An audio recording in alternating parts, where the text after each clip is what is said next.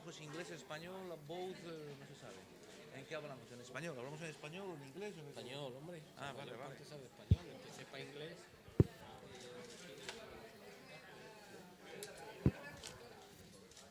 Solo ingleses que hablan. Sí, buenos días. Espero que me escuchen ustedes bien, porque hoy la tecnología nos ha dejado un poco colgados. Yo creo que es por proteger la propiedad intelectual de quien puso los micrófonos, pero en fin, espero que como mínimo con los micros se nos pueda escuchar. Me corresponde no inaugurar, porque para eso está el señor rector de la Juan Carlos I, sino darles a ustedes la bienvenida a este Congreso Internacional sobre Propiedad Intelectual, que no solamente es un tema de gran actualidad, sino que además hacer la conexión entre la propiedad intelectual y la nueva economía global me parece de la más gran actualidad y me parece de una especial importancia. Yo no voy a hacerles ningún discurso sobre la importancia de la propiedad intelectual, porque hay gente mucho más cualificada que yo aquí. Para empezar, mi colega Chris de Keyser, que hablará posteriormente y presentará el punto de vista de la Unión Europea. Simplemente decirles que, a mi modo de ver, en mi modesta opinión, el tema de la propiedad intelectual tiene, independientemente de todos los aspectos normativos, todos los aspectos de derecho material, tiene una parte o un valor axiológico fundamental. La propiedad intelectual es un derecho fundamental. Si ustedes ven el artículo 17, párrafo segundo de la Carta de Derechos Fundamentales, que es nuestro Bill of Rights, ahí se dice de la manera tan escueta que es paradigmática, simplemente se protegerá la propiedad intelectual. Punto. Y cuando uno va a los comentarios que los padres fundadores de la Carta de Derechos Fundamentales elaboraron artículo por artículo, uno ve que la explicación es absolutamente palmaria. La propiedad intelectual forma parte ineludible del derecho de propiedad.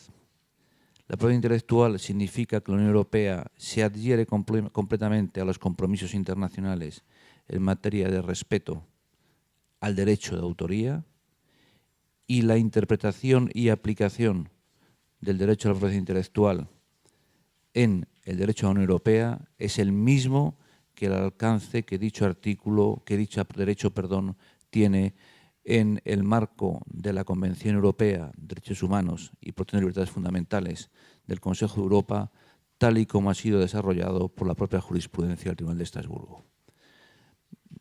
Ni más ni menos, este es un derecho en la sociedad fundamental, en la sociedad del siglo XXI, en el mundo globalizado.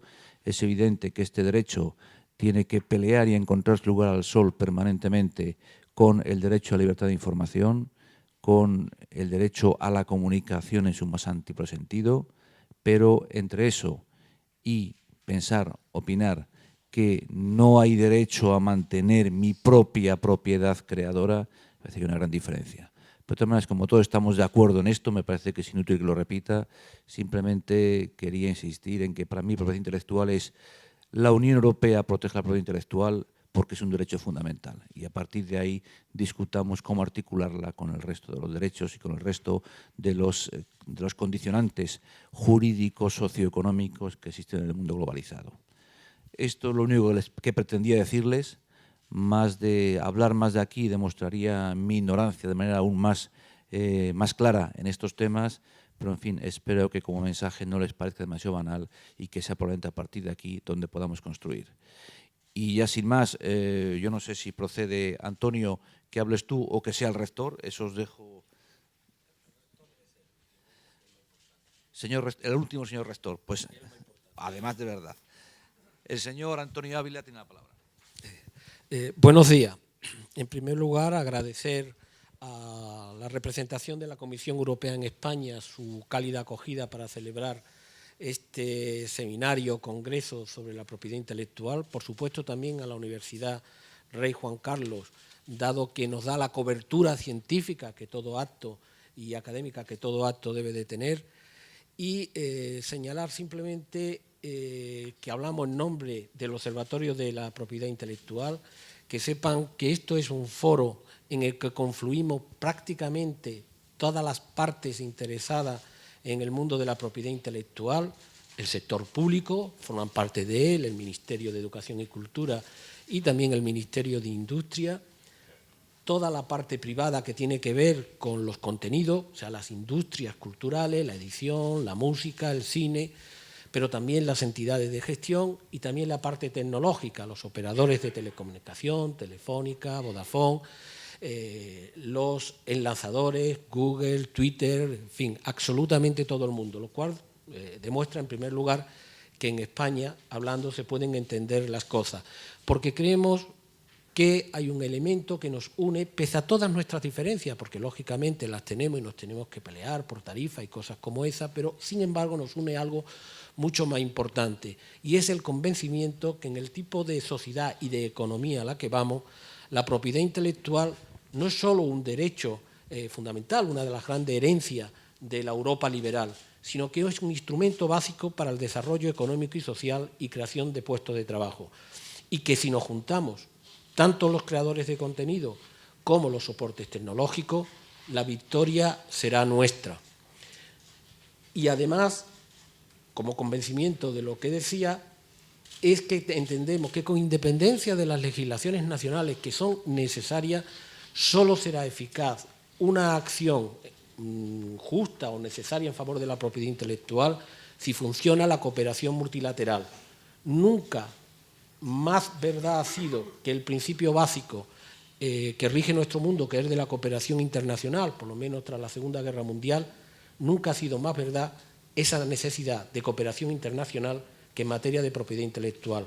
Por eso vienen tantos organismos internacionales especializados en temas de propiedad intelectual como existe en el mundo, y que creo que es una novedad en España. Dicho esto, son ellos los que tienen que, y ustedes los que tienen que dar altura al observatorio. Muchas gracias. Señor Rector. Muchas gracias. Bueno, lo primero de todo, disculpar a los asistentes, que yo no soy Pedro González Trevijano, ya quisiera. Nuestro rector ha sido nombrado magistrado del Constitucional del Reino de España y por ese motivo estamos en un proceso de cambio en la universidad y yo le sustituyo como rector en funciones.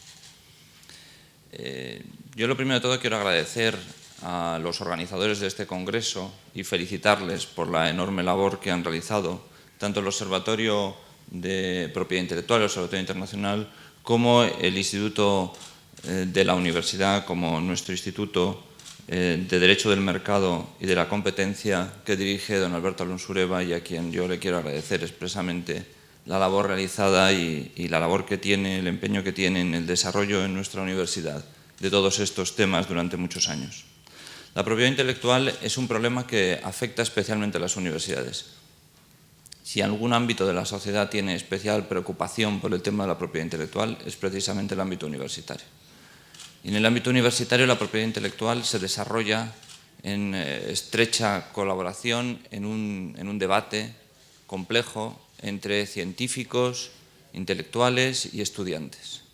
En una sociedad actual en la que los estudiantes, los jóvenes, tienen un absoluto desprecio sobre el proceso del conocimiento y donde se ha instalado la cultura del gratuito total y del comercio en Internet de forma masiva.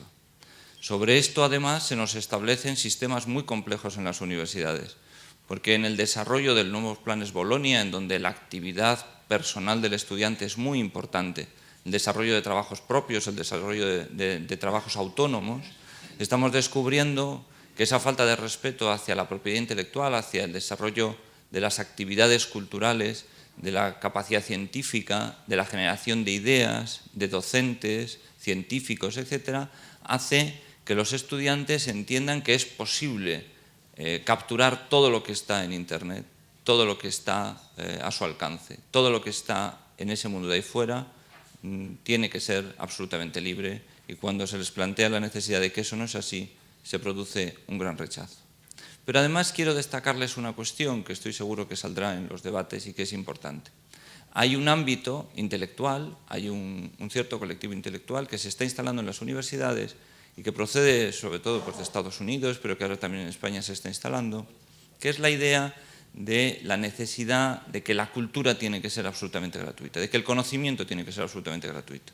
Y así han surgido plataformas de cursos, lo que se llaman plataformas de difusión masiva, plataformas en Internet, en inglés, pero también ya en castellano, que están desarrollándose y que en principio tienen la loable labor de que se pueda difundir, porque el conocimiento es también un derecho fundamental, el acceso a la cultura tiene que ser un derecho fundamental.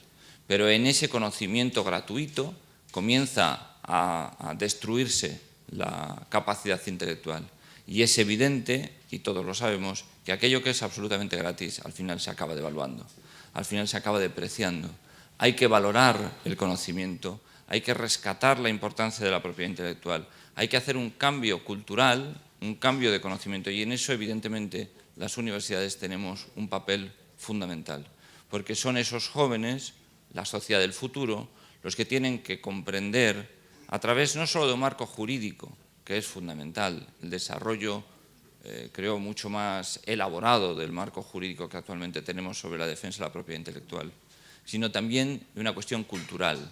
Hay que trasladar la cultura de que la innovación, el conocimiento, la creación, las ideas forman parte de la propiedad, forman parte del bien personal y por tanto tiene que estar protegido por unos derechos que al final incluso también son jurídicos, pero son económicos. Y más en España, que si queremos salir de la crisis, lo único que vamos a poder aportar, lo que más podemos aportar, lo que nos sacará de la crisis es precisamente la innovación, es precisamente la creatividad, pero una creatividad protegida.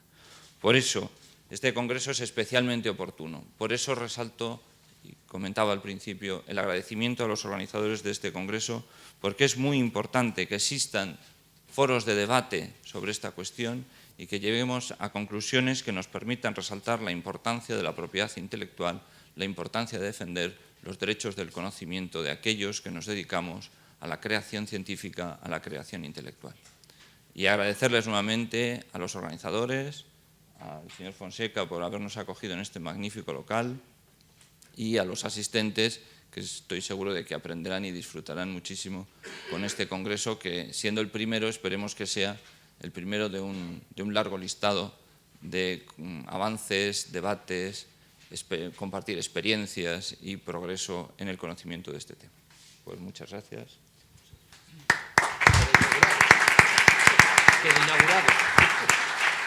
Pues queda inaugurado el primer Congreso Internacional de Propiedad Intelectual. Muchas gracias. Muchas gracias a todos, bienvenidos. Voy a llamar a los primeros ponentes. Vamos a empezar por dar la voz a los creadores con dos escritores, Lorenzo Silva y Santiago Roncagliolo. Lorenzo está ahí atrás. Mientras se instalan, les voy a presentar brevemente. Lorenzo Silva es de Madrid, ha escrito 43 libros. Ha tenido muchos premios, solamente voy a destacar dos de ellos. El premio Nadal en 2000, el Planeta en 2012, aunque el Nadal fue para el libro El alquimista impaciente y el Planeta por la marca del Meridiano. Ha sido traducido a una decena de idiomas, es también guionista de cine y la otra característica es que es también abogado, o sea que conoce muy bien la temática de la propiedad intelectual. Santiago Roncagliolo ha vivido en México, en Perú, en España, ha sido también traducido en más de 10 idiomas, ha sido el ganador más joven del premio Alfaguara con la novela Pudor en 2004, es también guionista de cine y de televisión. Su último libro fue Tan cerca de la vida, publicado en Alfaguara. Y quería dar también las gracias a la editorial Santillana por traerle aquí. Os paso la palabra. ¿Tú eres el primero?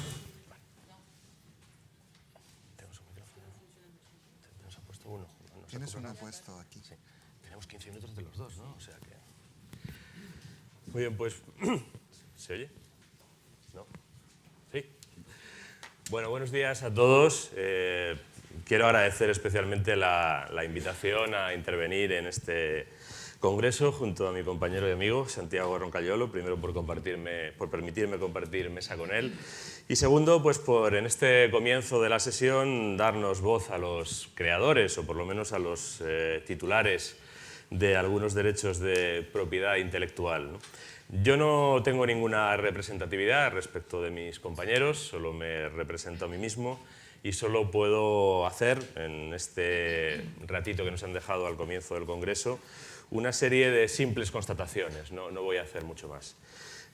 La primera constatación yo la vengo repitiendo en diversos foros desde hace algún tiempo, la última vez lo hice ayer en la Universidad Carlos III y algunas personas cuando lo escuchan hacen así como una especie de aspaviento, pero lo repetiré cuantas veces sea necesario. En mi sentir, en mi percepción y desde el punto de vista práctico, la propiedad intelectual en el espacio digital en este momento en España no existe. Es un derecho formal, es un derecho recogido por los textos legales, pero es un derecho que no se puede hacer efectivo. Yo todas las mañanas me levanto y constato decenas de infracciones de mis derechos de propiedad intelectual. Santiago puede hacer lo mismo, cualquier escritor lo puede hacer, frente a las que no tengo realmente ninguna reacción eficaz. Tengo una serie de procedimientos legales en diversos órdenes, todos ellos son penosos, todos ellos son poco efectivos y todos ellos son excesivamente lentos para resolver el problema del que se trata, ¿no? Para resolver el problema de la propiedad intelectual en el ámbito digital, que requiere ¿no? pues procedimientos civiles que se alarguen a 4 años, procedimientos administrativos que también duran varios años y que además son objeto de muchas impugnaciones que al final determinarán o su nulidad o que una resolución pues también llegue cuando sea completamente inefectiva, o bueno, pues una muy pequeña posibilidad de actuación en el ámbito del derecho penal que realmente, tal y como está el Código Penal en España, en este momento pues es prácticamente inexistente. Es decir, el titular de propiedad intelectual es el titular de un derecho con contenido económico, reconocido jurídicamente, que en este momento, por lo menos en este país, no puede hacer absolutamente nada para defenderlo. Lo que tiene que hacer es soportar todas las vulneraciones que se produzcan en el ámbito de la distribución digital de esos contenidos. Y cuando uno identifica una de esas infracciones, yo alguna vez lo he hecho, lo hacía hace años, ahora ya no lo hago, te diriges a los que están infringiendo la propiedad intelectual de manera absolutamente obscena, grosera, escandalosa y consciente, y bueno, te dicen que bueno, que si les avisas que si te molesta, pues que entonces lo retiran, luego lo vuelven a colocar, pero te dicen que si te molesta lo retiran, ¿no? Yo no veo en otros órdenes de la vida que la gente, ante la duda, cometa una infracción y sea el perjudicado por la infracción el que debe atestiguar que eso es una infracción, que como tal infracción es perjudicial y además es molesta, y que entonces es el otro el que tiene que retirar los contenidos, ¿no? Yo creo que se ha establecido una suerte de mundo al revés, en el que es el perjudicado el que tiene que ir pidiendo que no le perjudiquen, mientras que los perjudicadores, si se me permite la palabra, tienen la autorización inicial, salvo que se vayan oponiendo los perjudicados penosamente a causar cuantos perjuicios quieran. Esa para mí en este momento es claramente la situación. ¿Cuál es mi percepción o mi juicio respecto a lo que debería ser? Yo pienso que lo que debería ser se mueve en 3 ejes. Y no tengo ninguna esperanza de que se consiga a corto plazo. Lo llevo diciendo bastantes años, lo seguiré diciendo. Ya digo, sin ninguna esperanza. No tengo ninguna esperanza de que esto que voy a decir sea efectivo. Para mí lo que debería suceder debería estar, como digo, en 3 ejes. El primer eje sería el eje legal. En el eje legal o jurídico debería haber procedimientos por los que el titular de un derecho de propiedad intelectual que se ve expoliado, a veces de forma grosera y escandalosa, pudiera reaccionar en tiempo. No con procedimientos que siempre, tanto desde el punto de vista del íter procedimental como del tiempo, le dan la ventaja al infractor, al que perjudica, y nunca al perjudicado. El tiempo siempre corre a favor del infractor. No hay esos procedimientos. Para mí, básicamente, esos procedimientos son civiles y penales. Yo, la vía administrativa que se ha seguido en este país me parece una vía un tanto estrambótica. Estamos hablando de derechos particulares, cuando otra propiedad del tipo que sea se ve vulnerada, normalmente da lugar a una reclamación civil, o en determinados casos que son muy concretos y muy limitados, con arreglo al principio de intervención mínima del derecho penal, pues dan lugar a conductas delictivas que se pueden perseguir penalmente. Esto es lo que creo que debería haber también en el ámbito de la propiedad intelectual. Unos procedimientos civiles realmente ágiles que permitieran bloquear el resultado lesivo de los derechos de propiedad intelectual de forma puntual y de forma tempestiva, Y para algunos casos, que para mí deberían ser casos muy restringidos, creo que siempre, en todos los ámbitos de la sociedad, lamentablemente, y mientras la naturaleza del ser humano no cambie, siempre tenemos que prever una mínima intervención, siempre mínima, de las normas penales. No estoy hablando de perseguir nunca al usuario, no estoy hablando de perseguir a las personas que en un momento determinado, por muchas razones que pueden ser hasta legítimas o comprensibles, deciden adquirir o deciden proveerse de forma irregular de contenidos de propiedad intelectual protegidos, pero sí estoy hablando de esos actores que intervienen distorsionando gravísimamente el sistema con conductas devastadoras que además son lucrativas y que muchas veces son lucrativas en términos especialmente privilegiados, porque ese lucro se produce fuera de España, donde escapa a la Hacienda Pública Española, o se produce en el mundo de la economía sumergida, donde también vuelve a escapar a la Hacienda Pública Española, con lo que creo que hay incluso un interés público, más allá del interés particular o de la propiedad privada lesionada, en que el Estado prevea una mínima intervención para estas conductas devastadoras. Ese para mí sería el primer eje, del que en este momento no tengo ninguna esperanza. No he visto en ningún gobierno que haya habido, en ningún proyecto que se haya enviado al Parlamento, ninguna señal de que vaya a haber esta medida, esta manera legal de contener los daños. El segundo eje para mí sería un eje que tiene que ver con la configuración del mercado. No podemos hacerlo todo con leyes. Creo que si configuramos los mercados de forma más inteligente es menos necesario el recurso a las leyes. Creo que las industrias culturales no han sido ágiles en la asimilación de los cambios de paradigma, a veces absolutos, que representa la digitalización de los contenidos culturales. Creo que hay una labor conjunta, que es una labor que tienen que hacer tanto la industria como los consumidores, creo que tiene que renovarse el pacto en el mercado cultural en lo que se refiere a los contenidos digitales, y creo que tenemos que establecer terrenos de juego que permitan minimizar el recurso a las normas legales, el recurso a los tribunales de justicia. Hablo pues, de procedimientos más ágiles y más flexibles para satisfacer la demanda de contenidos digitales, hablo de precios más realistas, hablo de precios que estén más próximos a lo que el consumidor hoy por hoy identifica como una señal que le permite hacer un acto de consumo generoso de un contenido digital.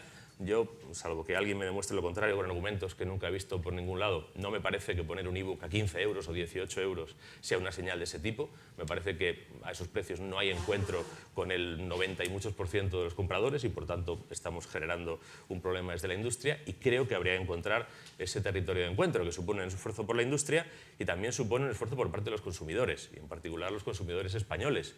Creo que tienen que hacer un esfuerzo por salir de lo que se describía en la mesa anterior, ¿no? Esa percepción de que cualquier contenido cultural es libremente apropiable o capturable, ¿no? Tenemos que revertir de alguna manera, creando un nuevo estado de conciencia, esa percepción por parte de todos los ciudadanos.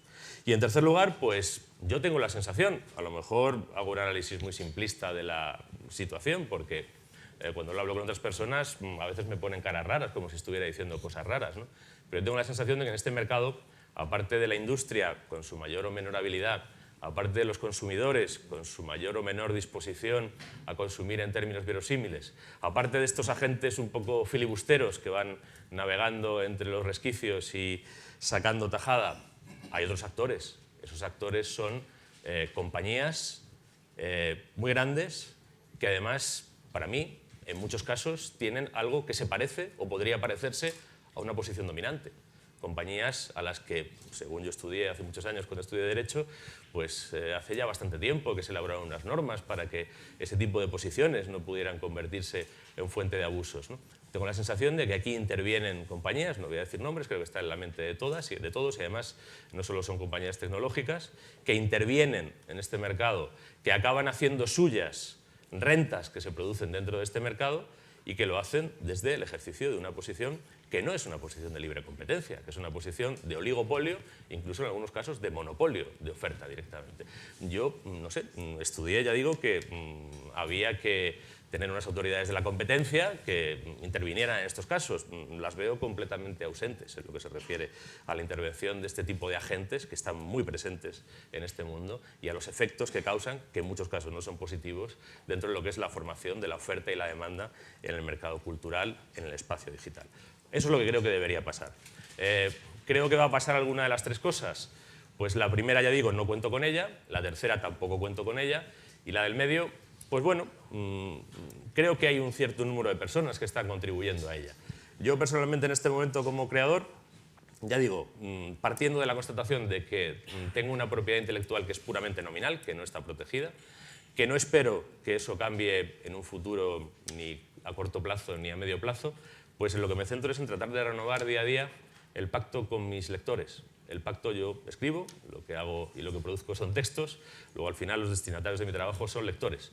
Lo que yo intento es mantener, desde la perspectiva puramente individual, pues un pacto lo más airoso y lo más satisfactorio posible con mis lectores, con los lectores con los que he conseguido desarrollar un cierto vínculo afectivo. Ellos son los únicos que en este momento me sostienen.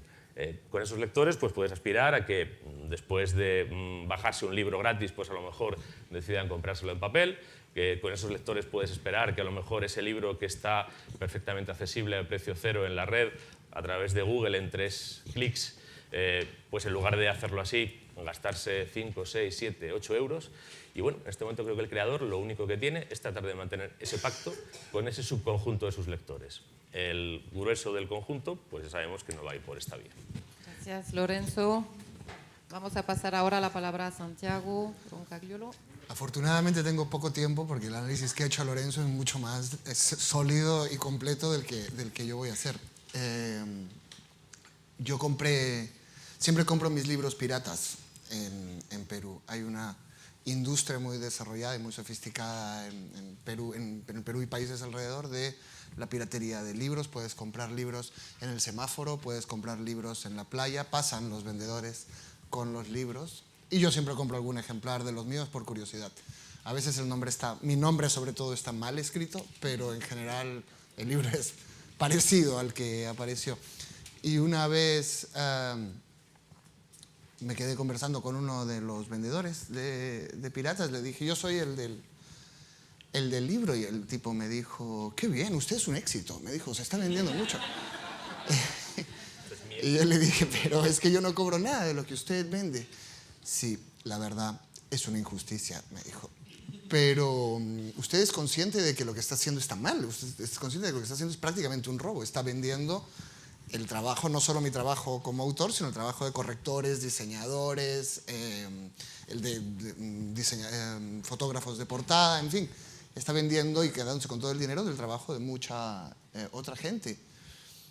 El tipo me miró con una cara muy rara y me dijo, oiga, yo vendo libros, no estoy vendiendo cocaína, esto es cultura, yo vendo información, yo vendo cultura. Y él se sentía muy orgulloso de lo que estaba haciendo, y de hecho ningún policía entendía que eso fuese ilegal, ningún policía entendía que debiese detener a alguien por vender libros. Con la cantidad de cosas importantes que tiene que hacer la policía, lo de vender libros no les cuadraba como delito. Ahora, como ha señalado Lorenzo, creo que Internet empieza a ser un gran